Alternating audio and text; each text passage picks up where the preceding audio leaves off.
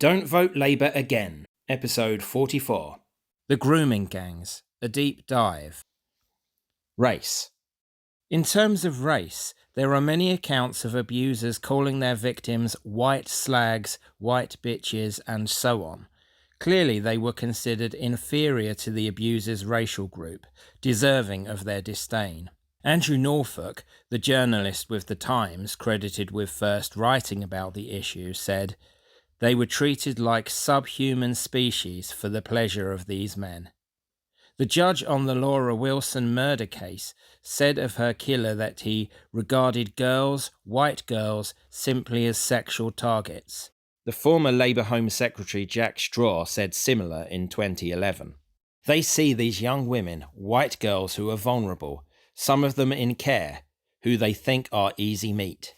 There is a specific problem which involves Pakistani heritage men who target vulnerable young white girls. We need to get the Pakistani community to think much more clearly about why this is going on and to be more open about the problems that are leading to a number of Pakistani heritage men thinking it is okay to target white girls in this way.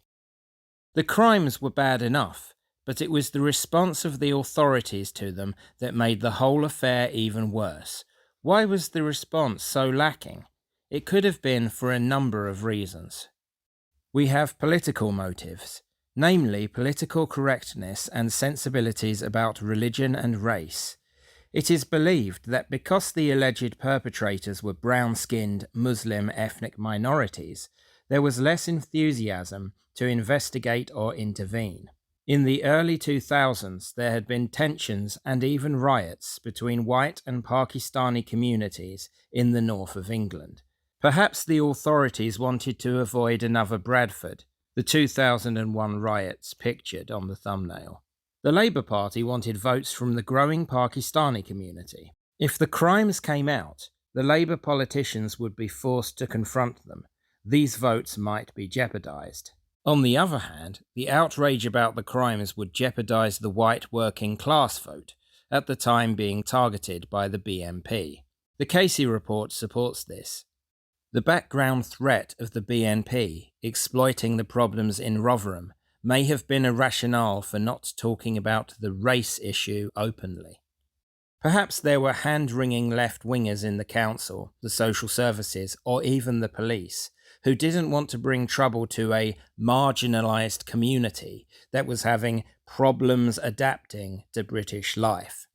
Others may simply have not wanted the label of being racist, or to cause themselves unnecessary aggravation from their ideological colleagues. The Casey report has a large section on this.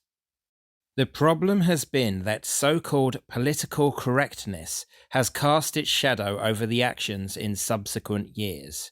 Quotes a witness. "It doesn't want to be accused of being racist. It is known that this happens. Perpetrators have been known to say, 'I'll use the race card.'" Quotes another. "They, the politicians, wanted to use any other word than Asian males. They were terrified of the impact on community cohesion."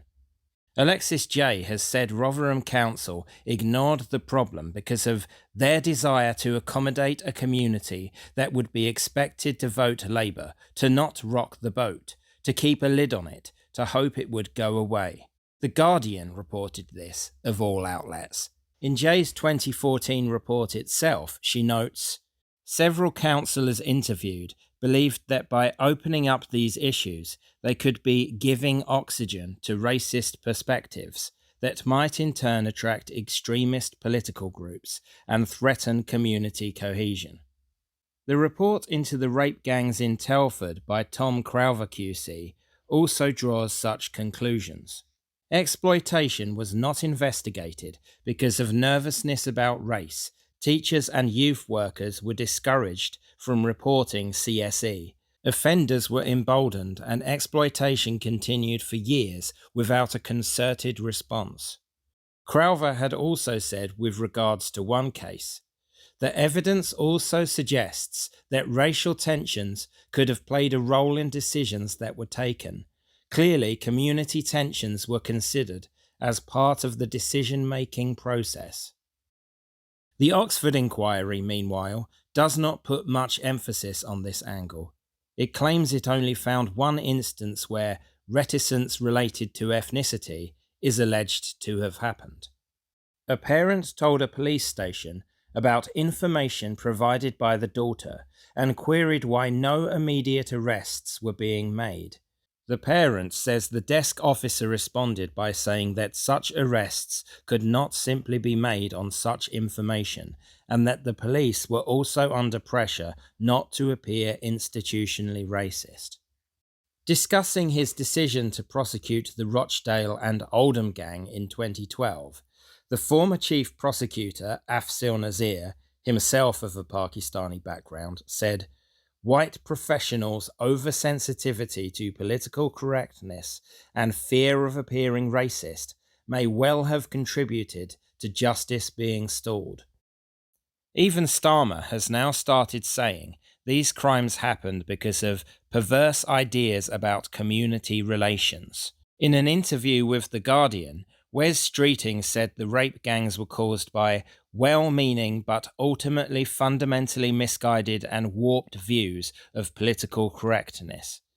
On an X post afterwards, he wrote, "Political correctness failed victims of Pakistani rape gangs," alongside noting we should not tar all Pakistanis with the same brush. Streeting is Labour's strafe right specialist, who signals social conservatism when he needs to. After backtracking on Labour's refusal to hold any more inquiries, Yvette Cooper said that many major investigations have involved Pakistani heritage gangs. Rather an odd phrase that for mass rapists. Cooper announced her audit would look at ethnicity data. "I have asked the CSE task force to immediately expand the ethnicity data it collects and publishes."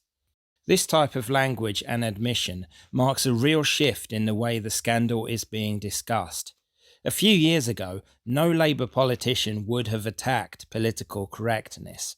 Anne Cryer did so in 2000, as did Sarah Champion in 2017, and their careers were stymied as a result. Jack Straw just about got away with it in 2011, although he was called out by that paragon of propriety, Keith Vaz. What I don't think we can do is say this is a cultural problem. Okay, Jim, get back to your washing machines. These are from my article series Don't Vote Labour Again, published on my Substack, link in description. I usually split each subject into smaller episodes. In the description, you will find links to the other episodes. You can also check out my playlist to find every single one. Please support me in my work by subscribing to this channel, subscribing free to my Substack, and by liking and sharing. Thank you very much, and I'll see you again soon as we plumb the depths of this dreadful government.